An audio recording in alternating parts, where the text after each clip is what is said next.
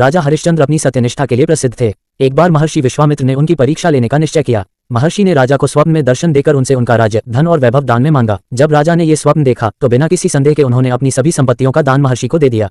अपने संकल्प को निभाते हुए उन्होंने अपनी पत्नी शैव्या और पुत्र रोहिताश्व के साथ राज्य का त्याग कर दिया और जंगल में चले गए।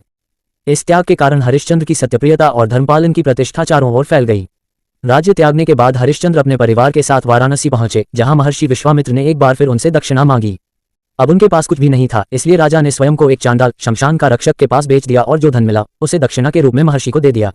हरिश्चंद्र अब शमशान घाट पर चांडाल के अधीन कार्य कर रहे थे। एक दिन उनकी पत्नी शैव्या अपने मृत पुत्र रोहिताश्व के शव को लेकर शमशान पहुंची और अपने ही पति से अंतिम संस्कार की अनुमति मांगी। राजा ने अपने कर्तव्य और नियमों के अनुसार अंतिम संस्कार के लिए शुल्क की मांग की। शैव्या के पास कुछ भी नहीं था, इसलिए उन्होंने अपनी साड़ी का एक टुकड़ा फाड़कर शुल्क के रूप में दिया। राजा ने अपने पुत्र का अंतिम संस्कार किया। इस घटना से देवता प्रसन्न हुए और उनके समर्पण तथा सत्य के प्रति निष्ठा से प्रभावित होकर उन्हें उनका राज्य और परिवार वापस लौटाया।